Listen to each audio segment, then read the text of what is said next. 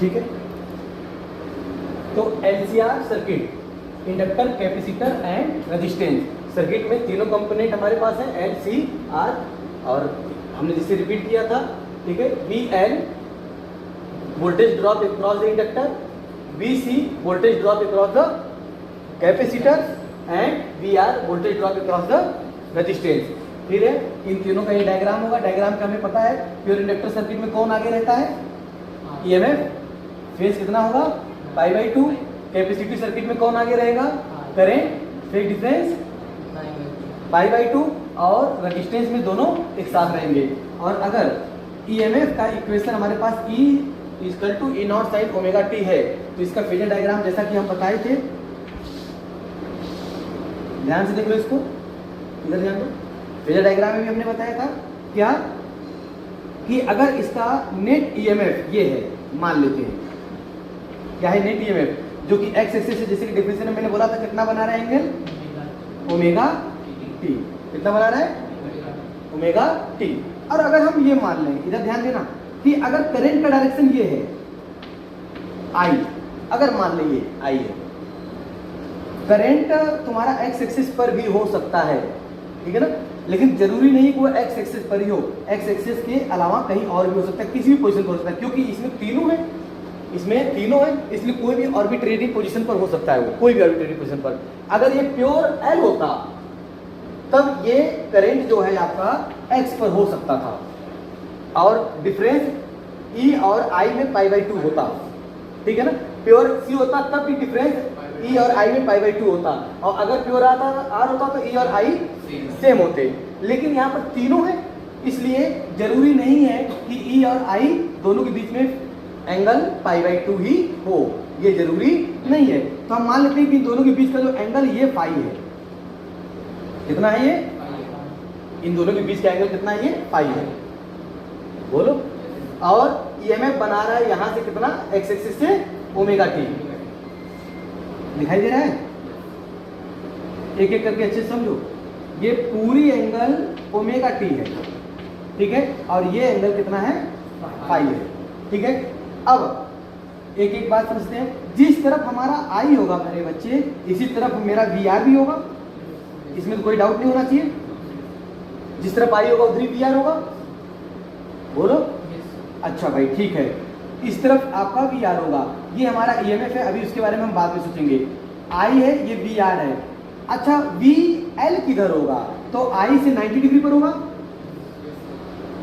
नहीं होगा, और VC किधर होगा, I से 90 डिग्री नीचे होगा, बोलो। अब इस डायग्राम को गौर से देखने के बाद अगर मैं करंट का इक्वेशन लिखूं, तो करंट का इक्वेशन क्या होना चाहिए आपके हिसाब से, I = I0 sin। अब मुझे कोई ये बताए कि I x एक्सिस से ये कितना एंगल बना रहा है, omega T minus five is the correct answer, omega T minus five, omega T minus, यहाँ तो कोई डाउट है तो बताइए। अब हम फाइव को कैलकुलेट कर सकते हैं, फाइव को कैलकुलेट करने के दो तरीके हैं, जैसा कि हमने पिछले बार डायग्राम आप लोगों को बताया है, ठीक है ना। फाइव हम कैसे कैसे कैलकुलेट कर सकते हैं, हम पोटेंशियल के भी अकॉर्डिंग कर सकते हैं और इम्पीडेंस यानी रेजिस्टेंस के भी अकॉर्डिंग कर सकते हैं। तो पोटेंशियल के अकॉर्डिंग अगर मैं इस डायग्राम को दोबारा रीड्रॉ करूँ, इधर ध्यान दीजिए, पोटेंशियल के अकॉर्डिंग इस डायग्राम को मैं दोबारा रीड्रॉ करूँ तो कैसे होगा ये, पोटेंशियल के अकॉर्डिंग अगर इसको मैं दोबारा रीड्रॉ करूँ तो ये डायग्राम कैसे होगा, और इम्पीडेंस के अकॉर्डिंग ये कैसे होगा, ठीक है। आप लोगों ने बनाया इसको, ठीक है, उसमें से थोड़ा सा मॉडिफाई कीजिएगा। ये एंगल आपने फाइंड किया था, ये ओमेगा टी है, ठीक है ना, इसको जरा रीड्रॉ करके दिखा सकते हैं आप, इसी को दोबारा रीड्रॉ करिए पोटेंशियल के अकॉर्डिंग, इस डायग्राम को पोटेंशियल के अकॉर्डिंग और रेजिस्टेंस के अकॉर्डिंग, रेजिस्टेंस के अकॉर्डिंग, पोटेंशियल के अकॉर्डिंग हो जाएगा तो रेजिस्टेंस के अकॉर्डिंग अपने आप हो जाएगा, उसमें कोई डाउट नहीं है। बनाइए इसको जरा फट से, तो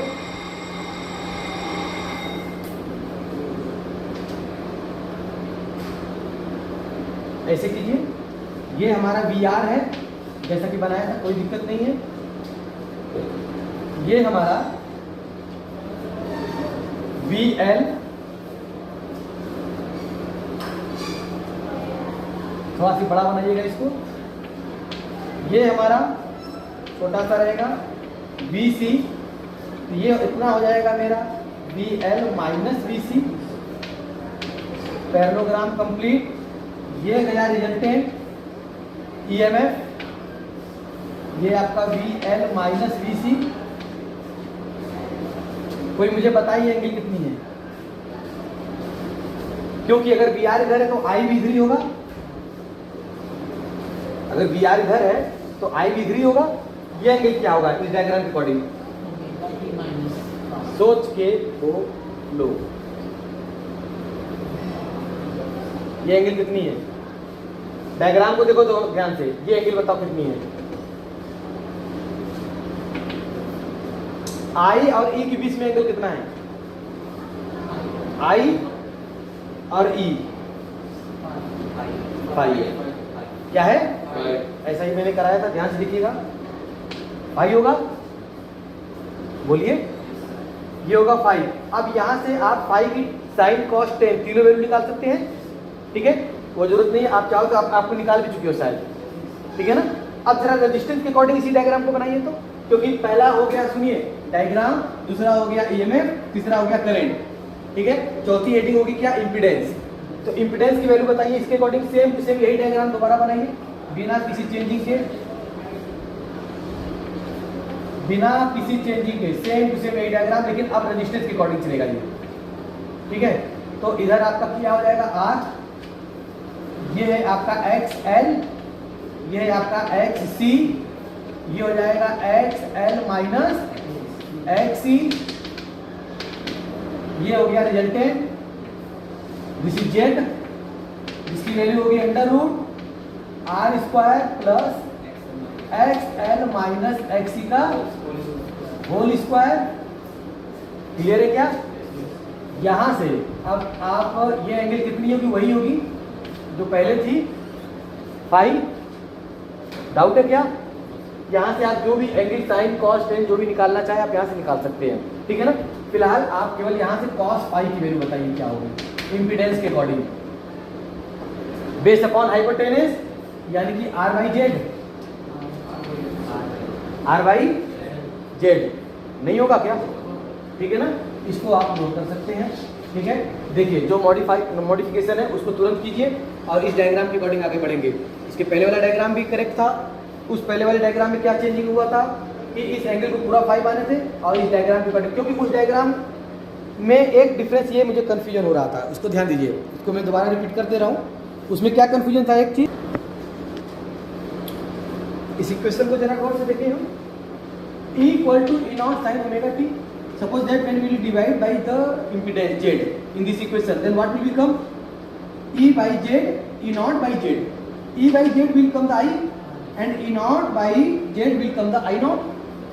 E naught by Z will come the I naught. Okay. So what will be the equation of the I naught? Maximum current drawn through the circuit. So I naught equal to, I think, E naught by Z. Okay. I naught equal to E naught by Z, and I is equal to E by Z. I equal to E by Z. Okay. If the value of the Z here, then what will become? I naught equal to E naught upon, in place of the Z we can write down this complete equation under root R square plus in bracket XL minus XC का whole square. We have taken the case that, very easy case, that XL is greater than XC. Okay, it is not always possible. Suppose that in case if XC is greater than XL, then no problem, you may be write down the XC minus XL. Okay, but all these things net data will be coming positive. सब कुछ तो positive आएगा at least, क्योंकि square है बाहर square है, तो इसका चाहे जो भी बड़ा हो चाहे जो भी छोटा फर्क नहीं पड़ता है, आउटपुट तो इसका पॉजिटिव आना है, ठीक है। ये होगी बात हमारे पास करंट की, maximum current across the LCR circuit, the peak current across the LCR circuit. अब यहाँ से एक स्टेप हम और आगे बढ़ेंगे और आपकी अगली हेडिंग यहाँ से चालू हो जाएगी रेजोनेंस, ठीक है ना। So let's write down the next heading here, resonance. One by one heading will be passed out and all the heading are related to each other. Okay. Resonance, resonance की अगर हम हिंदी की बात करें, ध्यान सुनिएगा, इसकी हिंदी ही सब कुछ है। रेजोनेंस केवल इलेक्ट्रिसिटी में नहीं होता, रेजोनेंस हर जगह पे होता है। रेजोनेंस की हिंदी होती है अनुनाद, ठीक है ना, आपने इसको सुना होगा अनुनाद, ठीक है ना। रेजोनेंस क्या होता है उसको हम समझते हैं। रेजोनेंस का मतलब कि जब कोई दो, जिस वक्त अगर आपकी फ्रीक्वेंसी और किसी सिस्टम की फ्रीक्वेंसी सेम हो जाए, ठीक है, तो दोनों जब मिलते हैं तो उस वक्त एम्पलीट्यूड मैक्सिमम हो जाता है। एम्पलीट्यूड क्या हो जाता है? मैक्सिमम, इसी को हम अनुनाद कहते हैं, ठीक है। अनुनाद के केस में एम्पलीट्यूड मैक्सिमम, और यहाँ पर मैं आपको बताऊं जैसे हारमोनियम आप बजाते हो, ठीक है ना, तो आपकी गले की आवाज और अगर हारमोनियम की आवाज एक मैच कर जाए, ठीक है, तो उस वक्त आवाज की एम्पलीट्यूड बढ़ जाती है और गाना सुनने में बड़ा अच्छा लगता है, ठीक है ना। ये सिंपल सी पाइप है, हम इसमें भी अनुनाद क्रिएट कर सकते हैं, ठीक है ना। जब आपकी मुंह से निकलने वाली आवाज और इसकी फ्रीक्वेंसी अगर दोनों मैच कर जाए, ठीक है, तो उस वक्त भी अनुनाद होगा और आप ये साउंड बड़े आराम से सुन सकते हो, ठीक है ना। सिंपल अगर इसमें हम फूके तो हवा निकल गई बाहर, ठीक है। अगर इसमें फ्रीक्वेंसी हम इसमें ऐसी दें कि जो इसकी फ्रीक्वेंसी से मैच कर जाए, ठीक है ना।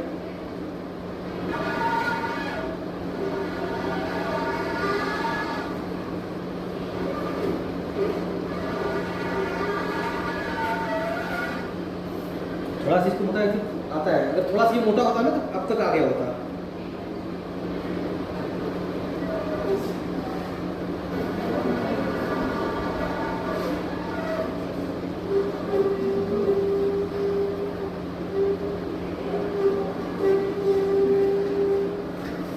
चलो ठीक है, तो उस वक्त एम्पलीट्यूड जब मैक्सिमम हो जाए, इसको तुम लोग उसमें भी झूले में भी देखते होगे, तुम झूला झूल रहे हो, ठीक है, अब झूला आया और फिर जब झूला जा रहा है तो किसी ने उसको पुश कर दिया, फिर जाने लगा तो किसी ने पुश कर दिया, फिर जाने लगा तो किसी ने पुश कर दिया, अनुनाद उसका बढ़ जाएगा फ्रीक्वेंसी, मतलब झूले की फ्रीक्वेंसी और यहाँ से जो फोर्स डैम्प दे रहा है, फोर्स ऑसिलेशन कर रहा है, उसकी फ्रीक्वेंसी दोनों की अगर सेम हो जाएगी तो एम्पलीट्यूड मैक्सिमम हो जाएगा और झूला बहुत लंबा आगे पीछे घूमेगा, ठीक है ना।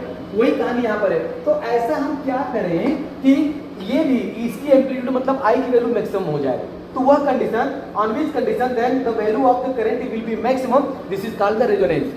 इन the resonance case the resistance should be minimum, resistance should be minimum, resistance minimum हो जाए और आई नॉट की वैल्यू अगर बढ़ जाए, ठीक है, मैक्सिमम पीक पर पहुंच जाए, तो उस कंडीशन को हम कहेंगे रेजोनेंस, और उस वक्त की जो फ्रीक्वेंसी होगी एसी की वो रेजोनेंस फ्रीक्वेंसी कहलाएगी, ठीक है ना। तो अब हम आगे बढ़ते हैं, जरा मुझे बताइए कि इस वैल्यू को मिनिमम हम कैसे करें ताकि आई नॉट मैक्सिमम हो जाए। तो इस वैल्यू को मिनिमम करने के लिए क्या कर सकते हो, आर को तो आप टच ही नहीं कर सकते, जरा ध्यान दो, आर को क्यों नहीं, क्योंकि आर तो रेजिस्टेंस है जिसका कॉज होता है कोलिजन। अब सिस्टम के अंदर यानी कि सर्किट के अंदर की कोलिजन को तो आप रोक नहीं सकते हो, वो तो होगा ही। आपके हाथ में एक्सएल और एक्सी है, तो एक्सएल और एक्सी में से किसकी वैल्यू को कम या किसकी वैल्यू को ज्यादा कर दें, कैसे क्या सेटिंग करें कि ये data XL minus XC minimum हो जाए। उसके बाहर स्क्वायर है, ध्यान दीजिएगा। तो आप किसको बढ़ाना चाहोगे, किसको कम करना चाहोगे, तो एक मिनट, आप किसी को भी बढ़ाओ और किसी को भी कम करो, वैल्यू कम नहीं हो पाएगी क्योंकि बाहर स्क्वायर है, बाहर स्क्वायर है, ठीक है ना। आप अगर एक्सी को भी बढ़ा दोगे कम करने के लिए तो एक्सी मान लेते हैं बढ़ गया, और अगर डिफरेंस आया तो उसका जब स्क्वायर कर देंगे तो पॉजिटिव हो जाएगा, तभी वैल्यू बढ़ जाएगी, ठीक है। तो एक ही रास्ता बच गया है कि सर इसकी वैल्यू मिनिमम तभी होगी जब एक्सएल और एक्सी दोनों बराबर हो जाएंगे, तब वैल्यू 0 हो जाएगी। बस एकमात्र कंडीशन है सर कि एक्सएल और एक्सी जिस वक्त बराबर हो जाएंगे उस वक्त ये वैल्यू हो जाएगी 0, और उस वक्त इंपीडेंस जेड होगा वो आर के बराबर हो जाएगा, नहीं समझे।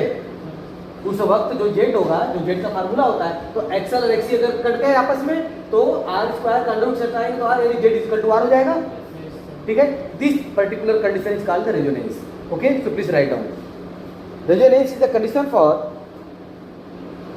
resonance is the condition for in AC circuit, then impedance will be equal to the resistance R, impedance Z will be equal to the resistance R, and maximum current flow in circuit, and maximum current flow in circuit, and this is only when this is only when XL should be equal to XC, XL should be equal to XC। Clear है क्या? शुरू करें फिर हम। तो resonance के case में क्या होगा, इधर ध्यान दीजिए, XL किसके बराबर होना चाहिए, X, दोनों की वैल्यू पुट करते हैं अब हम, ठीक है ना। ये स्पेशल कंडीशन है जब XL XC दोनों बराबर हो जाएंगे। तो XL की जगह पे हम लिख सकते हैं ओमेगा L, बोलो। लेकिन ये बड़ा ही विशेष वाला ओमेगा है, ओमेगा मतलब फ्रीक्वेंसी, बड़ा विशेष फ्रीक्वेंसी है। ये कौन सी फ्रीक्वेंसी है, रेजोनेंस का फ्रीक्वेंसी है, स्मॉल r लिख देते हैं, ये रेजोनेंस वाली फ्रीक्वेंसी है। और ये बराबर होगा XC के, XC का मतलब होता है 1/ωc, और ये बड़ा स्पेशल फ्रीक्वेंसी है, कौन सा, रेजोनेंस, बोलो बच्चा। इस ओमेगा r इधर फेंके तो ये हो जाएगा ओमेगा r का स्क्वायर इक्वल टू 1/LC, नहीं होगा, 1/L इंटू C, और यहां से ओमेगा r यानी कि रेजोनेंस फ्रीक्वेंसी की वैल्यू क्या हो जाएगी, √1/LC, बोलो। और ओमेगा r की वैल्यू अगर पुट करें 2 पाई न्यू होता है ना, तो 2 पाई तो कांस्टेंट है, ये हो जाएगा 2 पाई और न्यू हो गई रेजोनेंस फ्रीक्वेंसी, रेजोनेंस फ्रीक्वेंसी। तो रेजोनेंस फ्रीक्वेंसी इक्वल टू क्या हो जाएगा, nu R equal to 1/2 pi √1/LC। This is formula for resonance frequency, this is formula for resonance frequency, please write down this is frequency formula, resonance frequency. Here R is the only symbol that is showing that this frequency is a very special frequency. In this particular case, frequency will be equal to the resonance frequency, and in this case, XL should be equal to XR, XL should be equal to XL, XC. Please write down.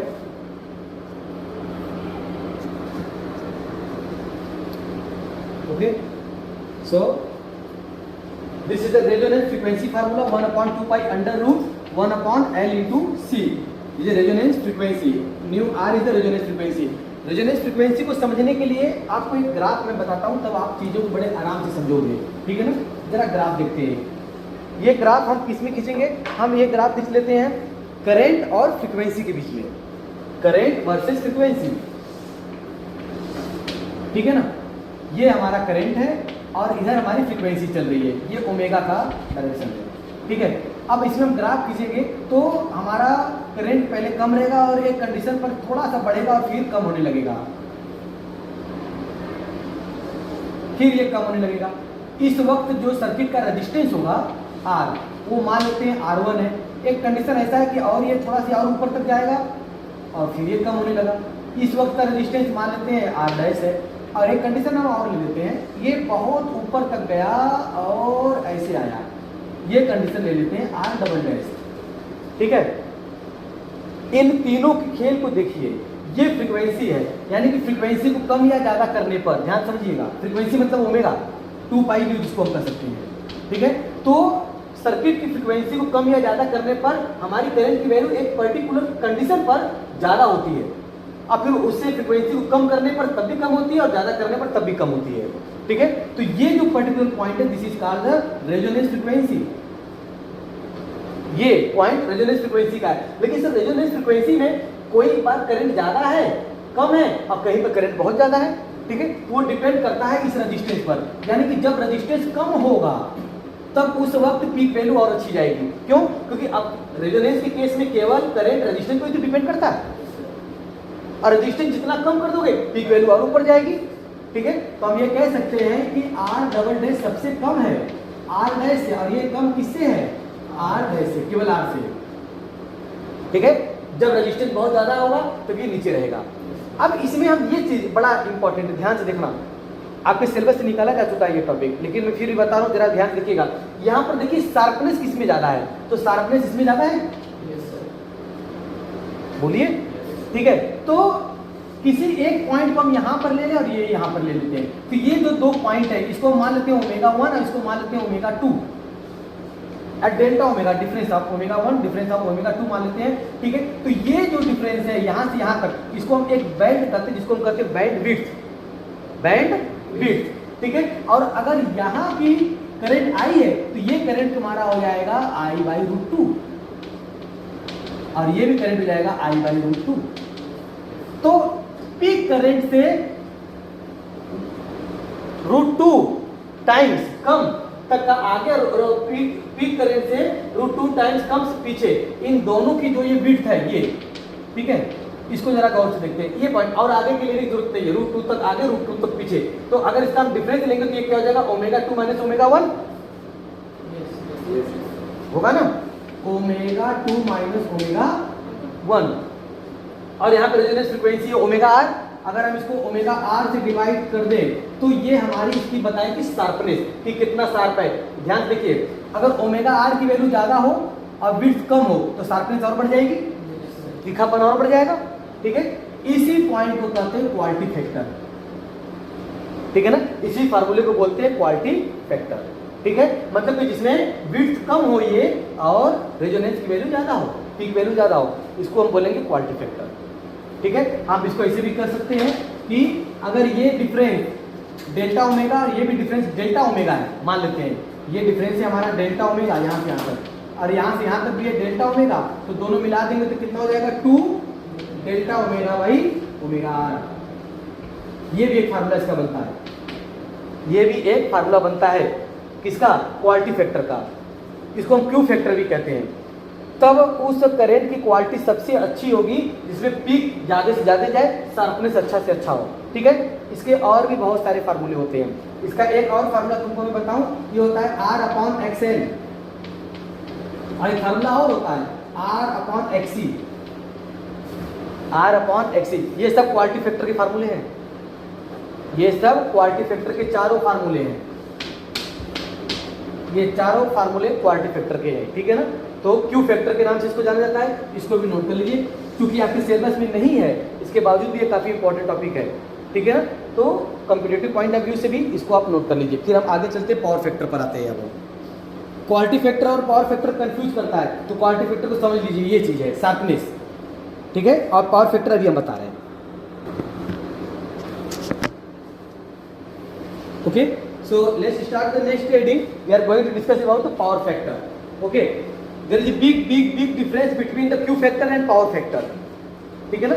Quality factor मैंने आपको बताया, quality factor बताता है कि signal की quality कितनी अच्छी है। क्वालिटी फैक्टर किस पे डिपेंड करता है कि विड्थ कम से कम हो और रेजोनेंस फ्रीक्वेंसी ज़्यादा से ज़्यादा हो, ठीक है ना। मतलब कि करंट की वैल्यू मैक्सिमम हो और विड्थ कम से कम हो, ठीक है ना। और उसके ये भी सारे फार्मूले बनते हैं क्वालिटी फैक्टर के। अब हम चलते हैं पावर फैक्टर पर। तो चलिए पावर फैक्टर के लिए भाई अब आप आगे बढ़ते हैं।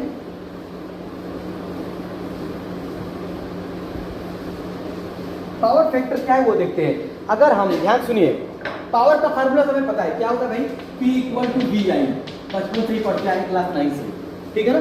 तो power equal to potential into current, potential into current. तो ये तो डीसी सर्किट के लिए अच्छी बात है। एसी सर्किट में पावर हम कैसे निकालेंगे, ठीक है, क्योंकि एसी सर्किट में न तो V फिक्स होता है, न ही I फिक्स होता है, ठीक है। सर क्यों नहीं फिक्स होता है, V की जगह पर VRMS वैल्यू ले लेते हैं उसकी, और I की जगह पर उसकी IRMS वैल्यू ले लेते हैं, ठीक है। लेकिन इससे भी पावर फैक्टर क्लियर नहीं होगा। क्यों नहीं होगा वो मैं आपको बताता हूँ, सुनिए। मान लेते हैं कि हमारे पास V का फार्मूला, जिसको हम E से कहते हैं, E का फार्मूला हमारे पास है E0 sin ωt, ठीक है। और I का फार्मूला अभी भी हमने प्रूव किया था, वो है I0 sin ωt - 5, क्योंकि ये एसी सर्किट है, इसमें LCR तीनों रहेंगे, नहीं रहेंगे, इसमें LCR तीनों रहेंगे, ठीक है। अब इस फार्मूले के अकॉर्डिंग अगर मुझे पावर फैक्टर निकालना है तो हम मान लेते हैं कि पावर निकालते हैं, इसको क्या निकालते हैं, पावर, और ये एक्चुअल पावर। एक्चुअल पावर के टू इन दोनों का मल्टीप्लाई हो जाएगा, नहीं होगा, तो इन दोनों को मल्टीप्लाई कर देते हैं तो ये हो जाएगा E0 I0 sin ωt और साइन ωt - 5। ये अब अगर इसमें हम ऊपर और नीचे 2 का मल्टीप्लाई और डिवाइड कर देते इक्वेशन पर कोई फर्क पड़ेगा, नहीं पड़ेगा, कंफर्म है, ठीक है। तो हम इसमें क्या करते हैं, 2 से मल्टीप्लाई और 2 से डिवाइड कर देते हैं। तो जरा गौर से देखिए, ये आया हमारे पास E0 I0/2, बोलिए, और ये फार्मूला क्या है, 2 sin A sin B, बोलो, 2 sin A sin B। और अगर आपको थोड़ा सा याद होगा तो 2 sin A और sin B = ध्यान दीजिए, ये होता है cos A minus B plus cos A plus B. Check कीजिएगा। अब आप चाहो तो इससे आप प्रूव कर सकते हो, वहां पर आ सकते हो। क्यों? क्योंकि कॉस ए माइनस बी का फार्मूला होता है cos A cos B. Cos A minus B का फार्मूला हो जाएगा आपका cos A cos B minus sine A sine B, और कॉस ए प्लस बी का फार्मूला हो जाएगा कॉस ए माइनस बी का फार्मूला क्या हो जाएगा cos A cos B minus sine A sine B. आएगा होगा कि sign A sine B minus cos A cos B. दो एक वाला कट जाएगा और एक वाला जुड़ करके डबल हो जाएगा, तो 2 साइन ए और साइन बी का फार्मूला बन जाएगा 2 साइन ए साइन बी का फार्मूला बन जाएगा। इस फार्मूले के अकॉर्डिंग जरा वैल्यू यहाँ पुट करो तो बीच में माइनस हो रहा cos a plus b minus cos a। नहीं सही है, cos a minus cos b plus cos a plus cos b, सही फार्मूला है। ठीक है ना? यहां पे a माइनस b का फार्मूला पुट करें ना आप, ठीक है ना? नोट करके जरा इसके अकॉर्डिंग जरा वैल्यू पुट कीजिए, देखिए क्या आ रहा है। cos a cos b minus sine A sine B करके रखेंगे तो ये हो जाएगा a और ये डेटा है b। ये पूरा डेटा आपका a है, ये पूरा डेटा आपका b है। तो ये हो जाएगा cos a minus b। cos a minus b अगर करेंगे तो यहाँ पर क्या आ जाएगा cos फाई। बोलो यार, नहीं होगा? बोलो। फिर प्लस cos, ये कितना हो जाएगा a प्लस b का मतलब क्या होगा, जुड़ जाएगा, यानी कि 2 ओमेगा t माइनस फाइव। नहीं आएगा? देखो cos a minus B, a minus B करेंगे तो ये दोनों कट जाना है, ये प्लस 5 बचेगा केवल, वो लिख दिया यहाँ पे प्लस 5। फिर plus cos a plus B, cos a plus B करेंगे तो ओमेगा टी जुड़ जाएगा, तो 2 ओमेगा टी माइनस 5। बोलो, ये फार्मूला कैसे आएगा? ठीक है। अब अगर हम पावर का एवरेज निकालें, क्या निकालें? एवरेज निकालें, तो एवरेज वैल्यू अगर हम निकालेंगे cos 2 ओमेगा टी माइनस 5 का, अगर हम एवरेज निकालें एक साइकिल 0 से t के लिए, किसके लिए? तो इसको अगर हम इंटीग्रेट कर देंगे तो इसकी वैल्यू साइन हो जाएगी। बोलो, इसकी वैल्यू साइन हो जाएगी। ये तो कांस्टेंट है और ये t पर डिपेंड करता है। किस पर डिपेंड करता है? t मतलब टाइम पर। तो एक कंप्लीट साइकिल के लिए t पर अगर निकालेंगे एवरेज वैल्यू इसकी, तो इसकी वैल्यू 0 आएगी। नहीं समझे? इसको जितनी बार कहोगे मैं प्रूफ कर दूंगा इसको, ठीक है ना? अगर आप एक कंप्लीट साइकिल के लिए 0 से t में आप cos ओमेगा t या 2 ओमेगा t माइनस 5 को इंटीग्रेशन मारेंगे तो 0 से स्टार्ट करेंगे। अरे यार सिंपल सी बात है ना, cos का इंटीग्रेशन साइन आएगा, और जब तुम लोअर लिमिट रखोगे तो 0 हो जाएगा, तो साइन 0 की वैल्यू 0 होती है, और अपर लिमिट रखेंगे तो t आएगा, और ओमेगा की वैल्यू होती है 2 पाई बाई t, t से t कट जाएगा तो 2 पाई आएगा, 2 पाई की वैल्यू 0 होती है। नहीं यही बात समझ, ये ओमेगा टी है ना बच्चा, और साइन के साथ ओमेगा टी आएगा, इंटीग्रेशन के बाद साइन के साथ ओमेगा टी आएगा। तो एक बार जब ओमेगा टी आएगा तो ओमेगा की वैल्यू होती है 2 पाई बाई टी, और टी की जगह पर जब टी रखोगे तो टी से टी कट जाएगा, 2 पाई बचेगा 0, और जब 0 रखोगे तो 0 हो ही जाएगा, साइन 0 की वैल्यू 0। तो एक कंप्लीट साइकिल के लिए एवरेज वैल्यू जब आप निकालेंगे तो ये तो हो जाएगा 0, आपके पास बचेगा क्या केवल, तो ये हो जाएगा P actual equal to E not upon root 2 I not upon root 2 cos 5। कर सकते हैं क्या इसको? समझ में आ रही कहानी? मैंने क्या कहा, इधर ध्यान दीजिए। 2 को हमने 2 हिस्सों में बांट दिया, रूट 2 और रूट 2। कर सकते हैं क्या? अब जरा बताइए कि ये है क्या? P actual equal to E not upon root 2 क्या हो गया? E RMS वैल्यू है ये यार, E नॉट अपॉन रूट 2 ये E RMS, I not upon root 2 I RMS। नहीं होगा? I RMS I two cos 5। cos 5 अगर आपको याद होगा तो हमने आपको निकाल के दिखाया था, पोटेंशियल के भी अकॉर्डिंग और इंपीडेंस के भी अकॉर्डिंग, दोनों बार आप निकाले हो पीछे, ठीक है ना? cos 5 की वैल्यू वहां निकालेंगे। अब जरा गौर से देखिए, ये जो E RMS into I RMS है, ये दोनों आपका क्या है? ये अपीयरेंट पावर है। अपीयरेंट पावर ये आपको दिखेगा कि इतना पावर है, वास्तव में उतना रहता नहीं है। वास्तव में जरा cos 5 की मैक्सिमम वैल्यू कितनी होगी? बोलो, 1 होगी। कितनी होगी? यानी कि इसकी वैल्यू 1 होगी, ये फैक्टर है, ये जब भी करेगा तो इसकी वैल्यू को कम कर सकता है या फिर इसके बराबर रख सकता है, इसी को बढ़ा तो सकता नहीं है, ठीक है। तो ये जो वैल्यू है cos फाई, ये इसको फैक्टराइज करेगा। तो आप ऐसे समझिए, आप एक मोटर लेकर के आए, उस मोटर पर लिखा है 2 हॉर्स पावर, तो लिखा है 2 हॉर्स पावर। अब आपने कहा कि यार मेरे यहाँ पर करंट कितना आता है, इतना है, IRMS आता है, पोटेंशियल कितना है, इतना IRMS है, दोनों का मल्टीप्लाई कर देंगे तो पावर मिलना चाहिए। अब आप जब आउटपुट देखोगे तो उतना पावर नहीं मिलता, उससे कम मिलता है। क्या मिलता है? उससे कम है। तो पावर गया कहाँ? तो पावर गया इस cos फाई फैक्टर से, वो डिक्रीज कर जाता है, cos फाई फैक्टर से वो डिक्रीज कर जाता है, तो यही कहलाता है power factor. cos phi is called the power factor. तो यहाँ पर देखिए, ये है आपका अपीयरेंट पावर, यानी कि एक्चुअल पावर, ध्यान दीजिए, equal to apparent power into cos phi. तो cos phi is equal to जाएगा actual power upon apparent power. cos phi is equal to actual power, यानी कि ट्रू पावर, इसको आप कह सकते हो, true power upon apparent power, ये हो जाएगा आपका cos फाई। समझ में आ रही बात? तो एक्चुअल पावर हमेशा अपीयरेंट पावर से कम होता है, याद रखिएगा, दिखाई दे रहा है ना? Actual power will be always less than the apparent power. यही है आपका पावर फैक्टर। पावर फैक्टर यहां पर क्या है? cos phi. cos phi which is equal to the power factor. अब cos फाई की वैल्यू निकालने के हजारों तरीके हैं, ठीक है ना? कोई मुझे बताइए रेजिस्टेंस के अकॉर्डिंग cos फाई की वैल्यू क्या थी? बेस अपॉन हाइपोटेनस, बेस था R, याद आ रहा है, और हाइपोटेनस था Z, R/Z कर सकते हो आप, बोलो यार, R/Z कर सकते हैं, ठीक है ना? पोटेंशियल के अकॉर्डिंग भी आप चल सकते हो, यहाँ पर पोटेंशियल के अकॉर्डिंग क्या हो जाएगा? IR अपॉन IZ, IR भी हो जाएगा, और IZ आपका हो जाएगा नेट पोटेंशियल ड्रॉप, यानी कि टोटल EMF हो जाएगा वो, नेट EMF। तो इसको नोट कर लीजिए, पावर फैक्टर यही है, तुरंत नोट कीजिए पावर फैक्टर।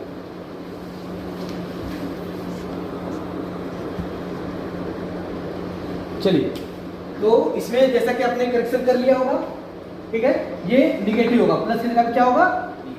माइनस होगा, ये फार्मूले से 2 sin A sin B equal to cos A minus B minus cos A plus B होता है, ठीक है ना? तो फिर इसके माइनस प्लस से कोई फर्क नहीं, क्योंकि ये डेटा तो जीरो हो जानी है, ये डेटा जीरो हो जानी है, ठीक है। यहां तक के कैलकुलेशन के बाद अब हम बता दें कि ये पावर फैक्टर के बारे में कुछ और बातें कर लेते हैं। पावर फैक्टर बोले तो cos phi, cos phi is the angle between net EMF and current, net EMF and current. अगर नेट EMF और करंट दोनों पैरेलल हो, एक साथ साथ चले, क्या करें? जैसे जैसे EMF चल रहा है वैसे वैसे करंट भी अगर चले तो इसकी वैल्यू मैक्सिमम हो जाएगी। अरे यार, जब दोनों साथ साथ चलेंगे तो इसकी वैल्यू जीरो, फाई की वैल्यू जीरो हो जाएगी, और cos फाई की वैल्यू मैक्सिमम हो जाएगी 1। बोलो।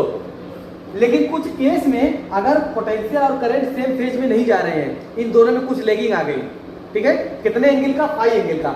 जितना ज्यादा ये लेगिंग होगा उतना ज्यादा आपका पावर लॉस होगा, और यही है पावर फैक्टर, ठीक है। अब अगर ये 90 डिग्री किसी कारण से हो जाए, यानी कि प्योर इंडक्टिव या कैपेसिटिव सर्किट की बात कर रहे हैं, अगर ये 90 डिग्री हो जाएगा तो cos 90 की वैल्यू जीरो, और आपका एक्चुअल पावर जीरो हो जाएगा, एक्चुअल पावर सर्किट का जीरो हो जाएगा। तो इस बात पर हम विशेष ध्यान देंगे कि आपके घर में, अब मैं आपको जादू बताता हूँ, आपके घर में जितने भी डिवाइस लगे हैं उन सारे डिवाइस का आप ये पता कर लीजिए कि प्योर कैपेसिटिव कितना है और प्योर इंडक्टिव केस कितना है, ठीक है ना? प्योर कैपेसिटिव और इंडक्टिव, और इन दोनों के बीच में कितना फेज का डिफरेंस आ रहा है, कितना फेज का डिफरेंस आ रहा है, ठीक है। अगर कैपेसिटिव ज्यादा है तो इंडक्टिव को बढ़ा दो, और इंडक्टिव ज्यादा है तो कैपेसिटिव को बढ़ा दो, और अगर इन दोनों को आप पैरेलल कर दे रहे हो तो आपके घर में पावर लॉस जीरो हो जाएगा, ठीक है, और आप मैक्सिमम बिजली बचा सकते हो, घर की मैक्सिमम बिजली बचा सकते हो। यही सब हम यूट्यूब पर देखते हैं, तो लोग एक क्या करते हैं, एक कंडेंसर ले लेते हैं, तार पर जो कि कहते हैं कि अपने घर में इस कंडेंसर को लगा देंगे तो आपकी 20 से 25% बिजली बचेगी।